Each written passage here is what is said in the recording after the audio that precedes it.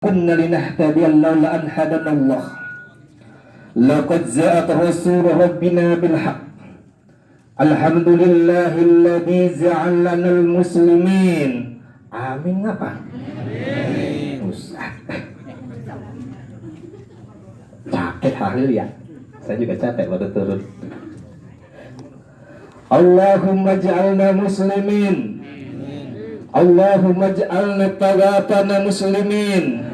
La mubaddilina wa la mughayyirina birahmatika ya arhamar rahimin. Ashhadu an la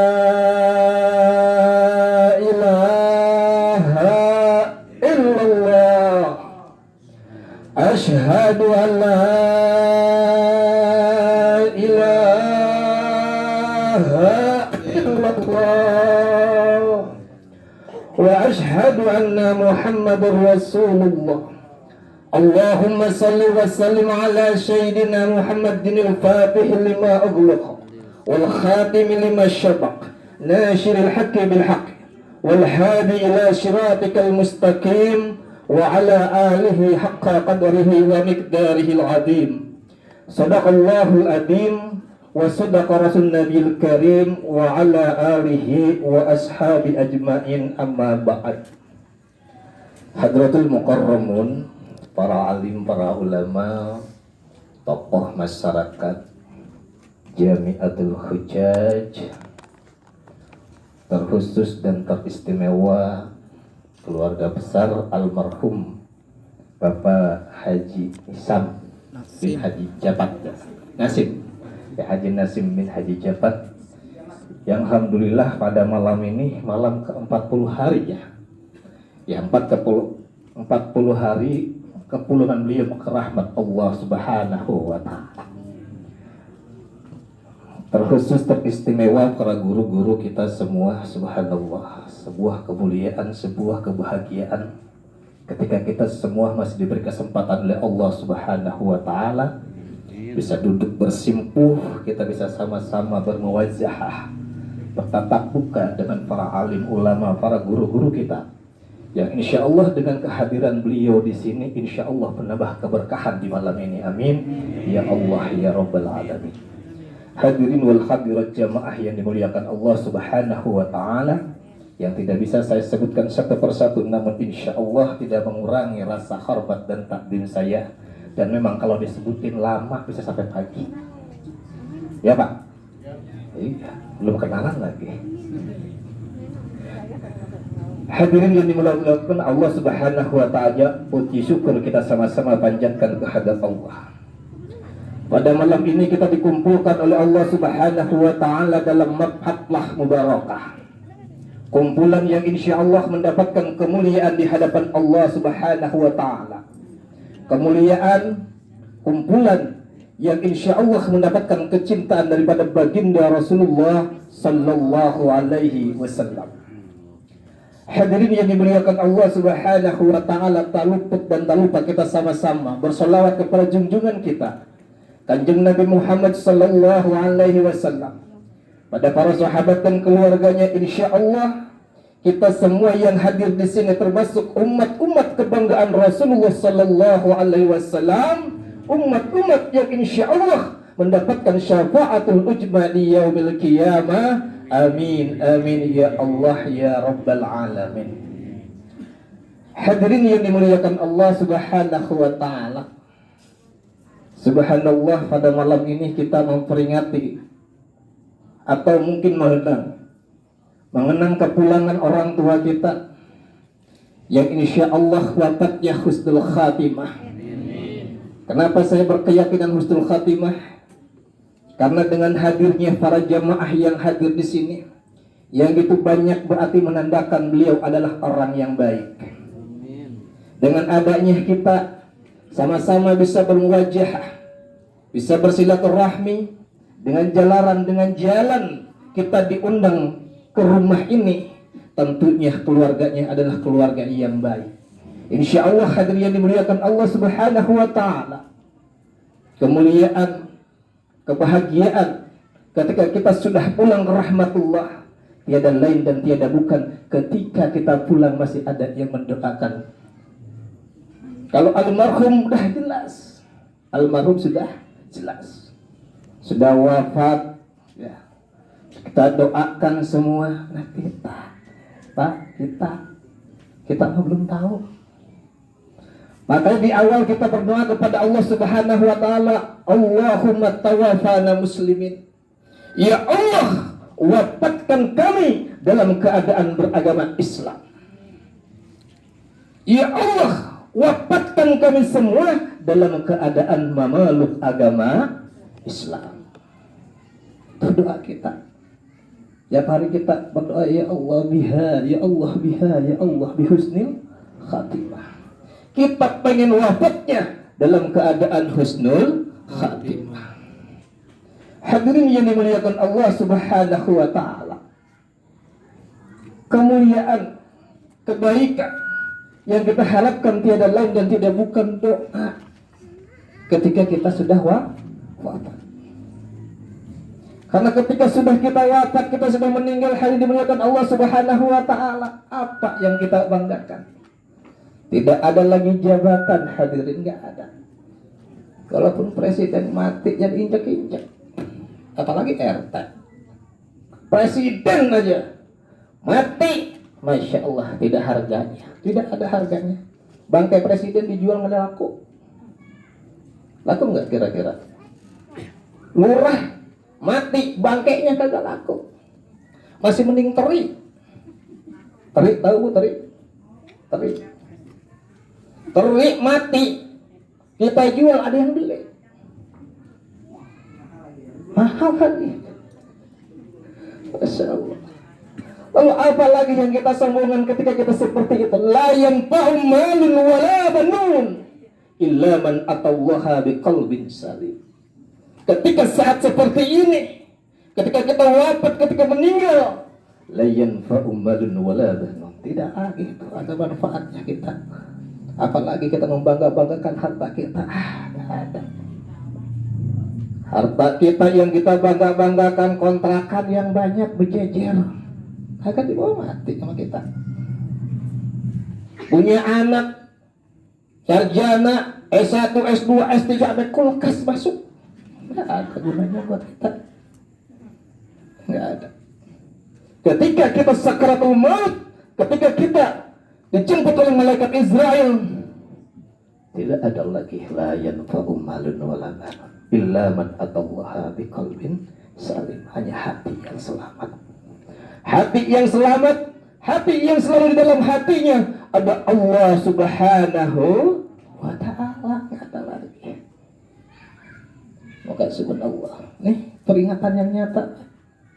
Ketika kita sering hadir kita di jemaah seperti ini, kita sering tahlilan, masya Allah, kita bersyukur kepada Allah Subhanahu wa ta'ala. Masih ada yang ngadain tahlilan, masih ada. Di sebelah sono masih ada, masya Allah. Agak boleh katanya, gak boleh tahlilan, apalagi makan makanan orang mati, gak boleh. Ya Pak, gak boleh makan makanan orang mati. Di sini ada nggak pakai gitu? Ya nggak ada, masa orang mati bikin makanan. Kita makanan orang hidup baru kita makan. Yang masaknya orang hidup, masa Allah, ibu-ibunya cantik-cantik yang masak, apalagi bacaan salawat, makan berkah buat kita semuanya. Ya orang mati ya makan gak bisa ngasih makanan. Maka hal seperti inilah hadirin dimuliakan Allah Subhanahu wa ta'ala, yang insya Allah nanti akan menghantarkan kita ke dalam keridhaan Allah Subhanahu wa ta'ala. Jadi kita jangan bangga Pak, kita sekolah ya dari S1, S2, S3. Nah saya kuliah S1, S2 sampai dokter, ya mati Pak belum tahu Pak. Oleh karena itu kita hidup untuk mempersiapkan kematian kita. Kita hidup untuk menjemput kematian kita semuanya. Makanya orang yang paling hebat, orang yang paling kuat adalah orang yang siap untuk menjemput kematian. Hadirin yang dimuliakan Allah Subhanahu wa ta'ala. Cuman jarang di antara kita. Kita kebanyakan mikir bagaimana hidup kita enak, bagaimana rumah tangga kita enak, bagaimana punya rumah yang mewah, lupa kalau kita nanti bagaimana kita merasakan matinya enak.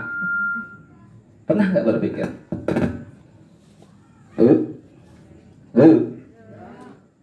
Tidur ya. Pernah nggak kita berpikir bagaimana nanti besok ketika Israel menjemput kita dalam keadaan berwudu? Pernah mikir nggak ketika kita Israel datang menjemput kita sedang memegang tasbih? Subhanallah, subhanallah, subhanallah, Allahu akbar, Allahu akbar, la ilaha illallah, la ilaha illallah. Pernah nggak berpikir kepada kita ketika kita lagi mati dijemput oleh Israel, kita sedang bertasbih kepada Allah Subhanahu wa taala, kita sedang memuji Rasulullah sallallahu alaihi wasallam. Itulah yang harus kita pikirkan hari ini, muliakan Allah Subhanahu wa taala.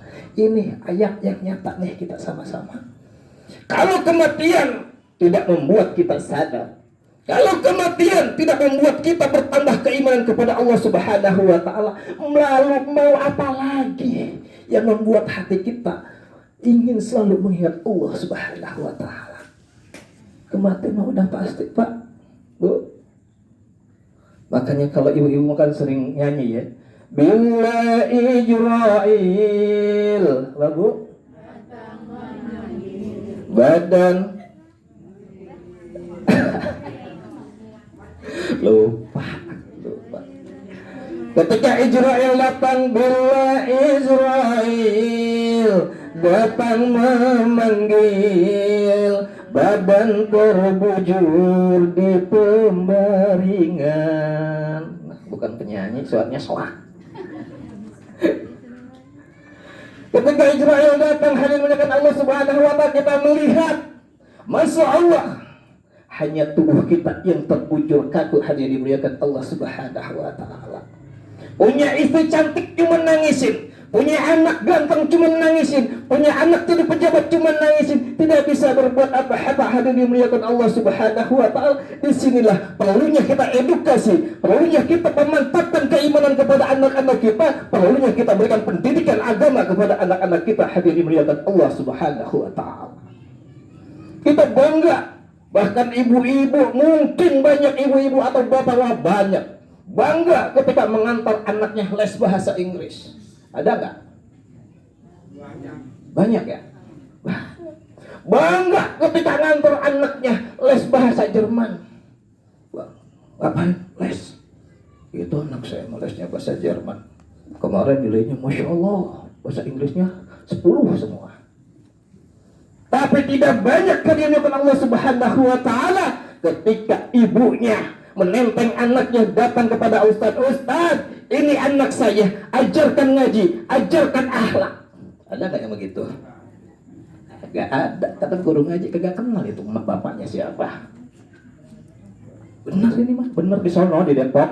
Tahu kalau di sini mah nggak beda kayaknya. Masya Allah, kita dulu sama orang tua kita dibawa ke pesantren, Pak.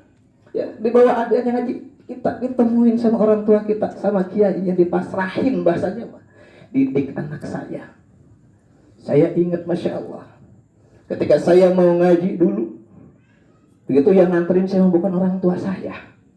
Kagak. Orang tua saya sampai saya S3 nggak ada yang tahu kalau saya kuliah. Nggak ada yang tahu. Tahu-taunya lulus, tahu-taunya ikut wisuda. Gak ada yang tahu. Saya diantar sama bapak angkat saya. Diantar sama bapak angkat saya ke Surabaya. Saya diajarkan ngaji, suruh pesantren di sana. Saya itu di guru saya, Saykhuna. Yang Masya Allah, cuma dititipkan titip wahid. Gak apa-apa, mau disuruh ngocek juga gak apa-apa. Suruh nyapu juga gak apa-apa. Suruh bersihin kamar mandi juga gak apa-apa. Gak disuruh ngaji. Enggak. Kita begitu gak sama anak? Antar ke pesantren ngomongnya begitu. Titip anak saya di pesantren Gus Arifin bin Ali bin Hasan, pondok pesantren Al Munawwarah di Surabaya, Pak. Kalau googling langsung keluar itu, insya Allah. Jadi saya cuma gitu doang, titip wahid. Mau disuruh bersihin WC silahkan, suruh nyapu silahkan. Kalau kita Masya Allah masukin anak ke pesantren, pas kita nengok anak kita lagi bersihin WC, ngapain itu anak saya disuruh begitu? Bukannya udah bayar kebersihan. Ada yang begitu Pak. Karena apa? Hadirin yang muliakan Allah Subhanahu wa taala, saat ini orang pintar banyak, dokter banyak, profesor banyak, akhlak yang banyak yang bejat. Benar. Apalagi nih musim kampanye nih. Udah nomor 1 semua dah udah ada. Iya. Apa baik dipinta sama masyarakat dikasih. Janjinya manis-manis semua. Ya, janji pilkada itu sama ketika kita janji sama Allah manis banget. Pernah nggak kita janji manis sama Allah? Pak, pernah kayak kita janji manis sama Allah? Coba kita ketika sholat sama Allah, Allahu Akbar, Allahu Akbar kabira, walhamdulillahi katsira, wa subhanallahi buqatra wa asila. Inni wajjahtu wajhiya lilladzi fatara samawati wal ardh hanifan muslima wa ana minal musyrikin. Itu janji kita manis sama Allah. Inna salati. Coba. Udah enggak? Pernah enggak kita berbahasa seperti sama Allah? Ya Allah, salatku, ibadahku hanya untuk Allah. Ya Allah, salatku, ibadahku hanya untuk Engkau, ya Allah. Ya Allah, salatku, ibadahku hanya untuk kemuliaan Engkau, ya Allah. Tapi pada dasarnya mana? Kadang kita salat duha kita kan pengen rezeki kita banyak. Benar enggak? Kita salat duha pengen rezeki kita banyak. Ingin dagangan kita laris. Lalu siapa Tuhan kita? Apakah dagangan kita menjadi Tuhan kita? Apakah pangkat derajat menjadi Tuhan kita? Tuhan kita adalah Allah Subhanahu wa ta'ala. Kita tahajud di pertengahan malam, kita bangun, ya Allah. Sujud nangis di hadapan Allah Subhanahu wa ta'ala. Nangisnya apa? Ya Allah, mudah-mudahan anak saya, ya Allah, biar naik pangkatnya, derajatnya. Untuk apa? Kapan? Buat Allah, ya hadirin muliakan Allah Subhanahu wa ta'ala. Kita lupa hadirin muliakan Allah Subhanahu wa ta'ala. Maka saya selalu menginstruksikan kepada jamaah saya ketika mau doa salat duha, jangan pernah niat untuk apa-apa, tapi kepada Allah Subhanahu wa ta'ala. Setelah salat nah kita mau minta sama Allah, silakan. Tapi jangan kotori hati kita. Jangan kotori niat kita. Jangan ketika ditanya ngapain sih salat duha? Biar dagangan laris, Bang. Jangan. Ngapain sih duha? Biar anak saya kerjanya enak. Ngapain sih tahajud? Biar anak saya naik pangkatnya. Ngapain sih salat hajat? Biar hajat saya terkabulkan oleh Allah Subhanahu wa ta'ala. Lalu Allahnya mana? Allahnya mana? Nah, disinilah hadirin dimuliakan Allah Subhanahu wa ta'ala. Maka kita di dalam beribadah kepada Allah Subhanahu wa ta'ala, fikihnya kita harus hebat. Fikihnya, malah pada guru-guru kita nih belajar fikihnya, belajar syariat yang benar. Bagaimana cara wudhu yang benar? Wudhu aja dulu yang benar. Kadang orang kalau suruh belajar wudhu, Masya Allah, ada yang ngomong, kadang-kadang kalau saya ngajar fikih, Ustaz, ngajar kok air lagi, katanya gitu. Nah, justru dari air itulah yang akan menentukan kemuliaan kita di hadapan Allah Subhanahu wa ta'ala. Biar kita mau jadi wali bisa terbang, wudhunya kagak bener, jangan diikutin. Biar orang bisa kebal senjata dan umpan ditembak, wudhunya kagak beres, jangan diikutin. Bukan itu yang hebat hadirin dengan Allah Subhanahu wa ta'ala. Tapi bagaimana kita dalam sholat kita? Masya Allah, bersujudnya hebat, sholatnya pasti khusyuk. Gak mungkin orang yang sholatnya khusyuk pasti di dalam toharahnya benar. Itu pasti. Dan ketika manusia sholat toharahnya tidak benar, maka tidak mungkin mendapatkan kekhusyuan di hadapan Allah Subhanahu wa ta'ala. Menentukan tuh fikihnya. Maka ngaji mah gak usah banyak-banyak, Pak. Ngaji, Bu. Ngaji tauhid yang benar, ngaji fikih yang benar, ngaji akhlak yang benar, cukup. Gak usah banyak-banyak. Tauhidnya kita hebat, keyakinan kita kepada Allah Subhanahu wa ta'ala mantap, insya Allah kita menjadi manusia yang jujur dan benar. Kalau kita akidahnya kuat, maka penting buat kita belajar akidah yang benar, belajar keimanan yang benar, baru kita belajar fikihnya yang benar. Fikihnya sudah hebat, maka belajar ilmu tasawufnya. Tasawuf terbagi beberapa bagian. Ada akhlak kepada Allah Subhanahu wa ta'ala, ada akhlak kepada Rasulullah sallallahu alaihi wasallam, ada akhlak kepada sesama makhluk hidup, dan ada akhlak sesama kita manusia yang dimuliakan Allah Subhanahu wa taala. Cukup cuma 3 belajar, enggak usah banyak-banyak. Nah, kalau kita sudah seperti itu, insya Allah ketika datang kematian menjadi kerinduan buat kita, hadirnya dimuliakan Allah Subhanahu wa taala. Ada yang mau surga? Ada. Pak, mau surga enggak? Mau. Siapa yang mau duluan? Mau surga enggak? Disuruh mau surga pada diam aja. Syaratnya mau masuk surga, syaratnya kita rindu sama Allah, saatnya rindu kepada Rasulullah, mati lah. Bersolawat sampai nangis-nangis, ya Rabbi bil Mustafa.